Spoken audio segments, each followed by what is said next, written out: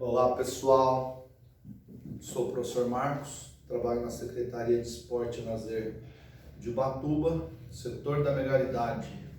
Sou técnico do time de vôlei adaptado masculino e também dou aula no Horto Florestal.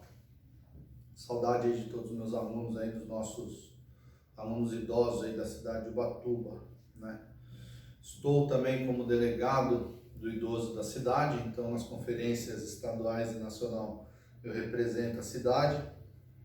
Sou membro também do Conselho do Idoso, então tenho aproveitado esse momento de pandemia para falar sobre o Estatuto do Idoso, que é uma lei recente, tem 13 anos somente, né? 27 de fevereiro de 2007. Então tenho aproveitado para falar sobre os direitos dos idosos aí, e tenho falado do Estatuto do Idoso. Quem assistiu a aula passada, essa aqui é a aula 42, então eu falei um pouquinho sobre a profissionalização, né? Que é o capítulo 6.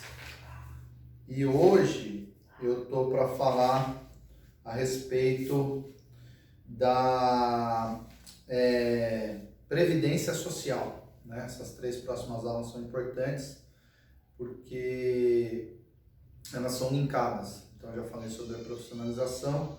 Agora da Previdência Social, aqui tem um detalhe que é muito importante que eu anotei aqui para falar para vocês, tá?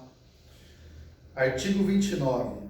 Os benefícios de aposentadoria e pensão do regime geral da Previdência Social observarão, na sua concessão, critérios de cálculo que preservem o valor real dos salários sobre os quais incidiram contribuição, nos termos da legislação vigente. Por isso que falam tanto da reforma da Previdência, porque tem pessoas que contribuíram, e é o caso que alguns idosos nossos passam por isso, eu já tive alguns depoimentos disso, contribuíram até para o teto, que seria de estar recebendo 10 salários mínimos, né? Na época contribuía para 10 salários mínimos. Hoje não recebe nem 2. Então, assim, é muito complicado falar de reforma da Previdência, porque deveria ser uma conta onde só a pessoa poderia mexer, para quando chegar na aposentadoria, ela poder usufruir desse dinheiro. E não quem está trabalhando, que é o ativo hoje, está contribuindo para pagar as pensões que existem. Tá joia? Parágrafo único. Os valores dos benefícios em manutenção serão reajustados na mesma data de reajuste do salário mínimo, pro rata, de acordo com suas respectivas datas de início ou do seu último reajustamento, com base em percentual definido em regulamento observados os critérios estabelecidos pela Lei 8.213, de 24 de julho de 91. O que quer dizer essa lei? Que quando, essa parte da lei, né, esse artigo, que quando a pessoa entra com a aposentadoria, e muitos sabem disso, não é automático, né? Ela não se aposenta assim no outro mês. Então, o que ficou em haver dos meses para até a pessoa começar a receber é do início do processo. Então, é muito importante a pessoa saber disso, porque assim, depois vai haver o reajuste, a gente vai ver mais para frente, no dia do trabalho, né? Uma data base aí, que o governo utiliza para centralizar sempre o reajuste. Mas nós vamos falar disso nesse capítulo ainda, tá? Então esse parágrafo único é referente a isso, ao direito que tem de receber com reajuste o dinheiro que o governo tinha que ter pago quando iniciou-se o processo, tá bom? De aposentadoria. Artigo 30. A perda da condição de segurado não será considerada para a concessão da aposentadoria por idade, desde que a pessoa conte com, no mínimo, o tempo de contribuição correspondente ao exigido para efeito de carência da data de requerimento do benefício. Então, se a pessoa contribuiu, e nós vamos ver também que às vezes não contribuiu, e porque a família, cara, naquele caso do alimento que eu comentei na aula passada, a família não tem condição, vai entrar com uma aposentadoria, nós vamos falar disso, né? E aí a pessoa começa a receber do governo, tá? Sem a contribuição. Mas esse aqui, nesse caso, tem um tempo mínimo de contribuição. Então a pessoa tem que ter feito isso, para daí sim na carência dela já está sendo considerado, entendeu? Aposentadoria por idade, ela não perde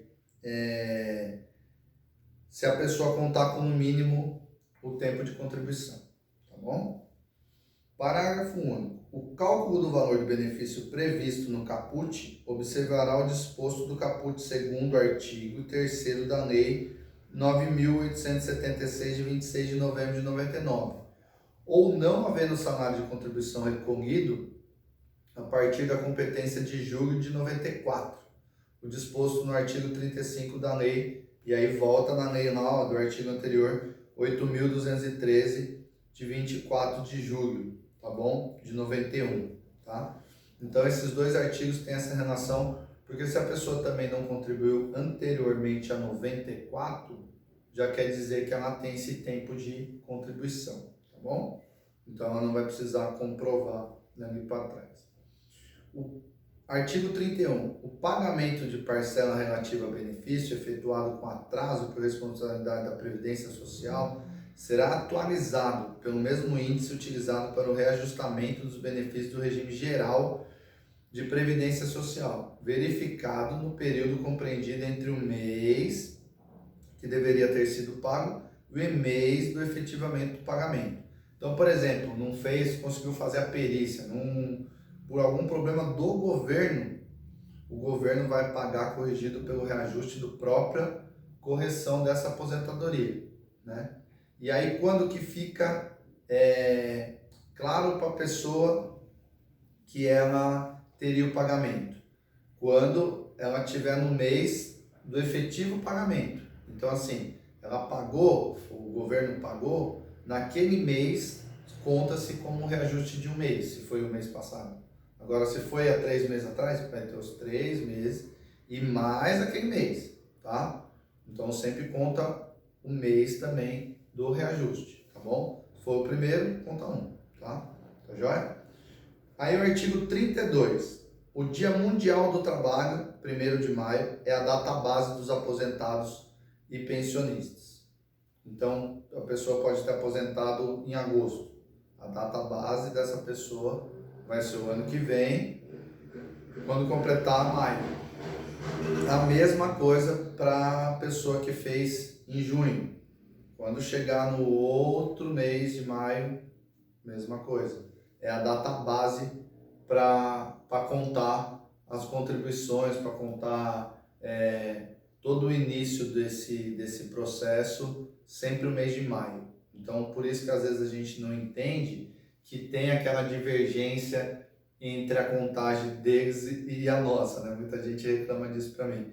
Mas eu acreditei que depois de ler esse capítulo, e toda vez eu aprendo um pouquinho, porque é até legal se tivesse essa oportunidade de estar realmente junto com o advogado, porque daí por isso que eu falo a importância da conferência municipal, porque a lei, ela tem um entendimento que já não é que é comum meu e de vocês, da própria justiça.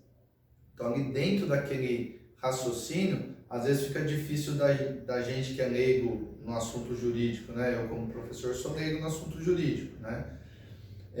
Eu falo da experiência que a gente tem, dos contatos que a gente faz, né? Tem conselheiro, tudo que é da OAB, né? Ela indica, então é muito importante pra gente, né? Quero mandar um abraço aí pro Dr. Jonas, né? Que sempre está junto com a gente aí no Conselho do Idoso. Então é importante na conferência a gente fortalecer e fazer essa leitura do Estatuto com alguns dias, sabe? Não tudo no mesmo dia, até para pôr em prática com oficina. Então é muito importante a gente saber disso, porque às vezes tem algumas divergências e é difícil da gente conseguir explicar corretamente para a pessoa, tá? Então eu espero que vocês tenham gostado, tá? Do que a gente falou, né? Da parte de previdência social linkada com a parte de profissionalização, e peço para que assistam também a próxima aula, que será referente à parte da assistência social, como que é feito essa contribuição aí do governo para com o idoso que tem